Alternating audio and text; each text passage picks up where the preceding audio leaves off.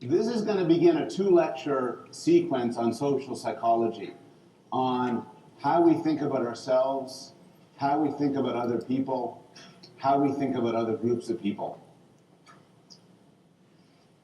We've talked a lot about the capacities of the human mind, and some of these capacities involve adapting and dealing with the material world. So we have to choose foods. We have to navigate around the world. We have to recognize objects. We have to be able to understand physical interactions. But probably the most interesting aspect of our evolved minds is our capacity to understand and deal with other people. We are intensely interested in how other people work. The story that was a dominant news story in 2005 was this. And some of you, this, for those of you who aren't seeing the screen, is the separation of Jennifer Aniston and Brad Pitt. I remember where I was when I first heard about this. And it's an interesting slide. Just remember, stepping back, as psychologists, we have to question the natural. We have to take things that are common sense and explore them. And one thing which just happens is we're fascinated by this stuff. We're fascinated by the lives of celebrities. We're fascinated by the social lives of other people. And it's an interesting question to ask, why? And this is one of the questions which I'm going to deal with in the next couple of lectures. But before I get to the theory of social psychology, I want to talk about an individual difference. So we devoted a lecture early on, of a couple of weeks ago, to individual differences across people in intelligence and personality.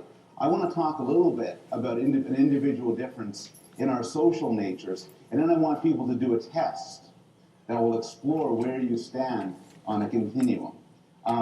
That test is the piece of paper you have in front of you. Anybody who doesn't have it, please raise your hand, and one of the teaching fellows will bring it to you. You don't know what to do yet with it, so don't worry.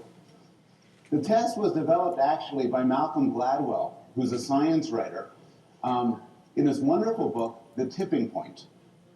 And as he introduces the test, Gladwell recounts another experiment done by Stanley Milgram, of course famous for his obedience work, but he did a lot of interesting things. And one classic study he did was he gave a package to 160 people randomly chosen in Omaha, Nebraska. And he asked these people to get the package somehow, and this was many years ago, before the internet, before email, to get the package to a stockbroker who worked in Boston, but lived in Sharon, Massachusetts. What he found was that most people were able to do it. Nobody, of course, knew this man, but they knew people who might know people who would know this man. So most people succeeded. Most people were able to get the packages to this man. And it took, at maximum, 6 degrees of separation, which is where the famous phrase comes about, that we're all separated from another person by 6 degrees of separation. This is not true in general. This was a single experiment done within the United States. But the idea is appealing, that people are connected to one another via chains of people. But what Milgram found was particularly interesting was that in about half of the cases, these packages went through 2 people. That is, if you plot the relationships between people, we can take each person in this room, find everybody you know and who knows you, and draw a line. But if we were to do this, you wouldn't find an even mesh of wires. Rather, you'd find that some people are clusters. Some people are what Gladwell calls connectors. It's like air traffic. Air traffic used to be everything flew to places local to it, but now there's a system of hubs. Chicago O'Hare, for instance, or Newark, where planes fly through. Some people are hubs. Some people are the sort of people who know a lot of people. Some people in this room might be hubs, and it is not impossible to find out. The piece of paper you have here is 250 names chosen randomly from a Manhattan phone book. They capture a range of ethnicities, different parts of the world, different national origins. Here's what I'd like you to do, and I'll give about 5 minutes for this. Go through these names and circle how many people you know. Now, the rules of this are, to know somebody, you have to, they have to know you back. So, so if it's a celebrity, well, here, one of the names here is Johnson. Now, I've heard of Magic Johnson, but Magic Johnson has never heard of me, so I cannot circle it. On the other hand, our department chair is Marcia Johnson. She has heard of me, so I could circle it. Go through and circle it. Circle all the people you know who know you. Those are the people you're connected to. If you know more than one person with the same last name, circle it twice. If you don't have this piece of paper and you want to participate, please raise your hand and one of the teaching fellows will bring it to you.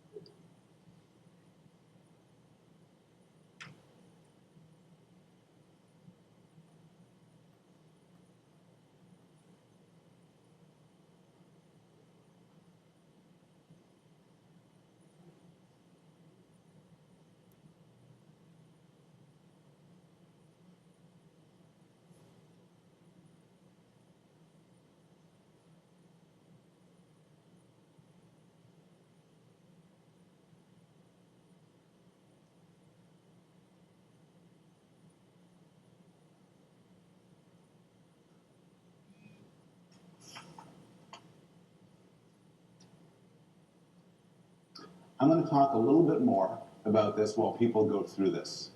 The issue of connections between people is intellectually interesting for many reasons and might allow us to develop some generalizations about how people interact. The game of 6 Degrees of Separation has, of course, turned into a famous movie trivia thing revolving around actor Kevin Bacon.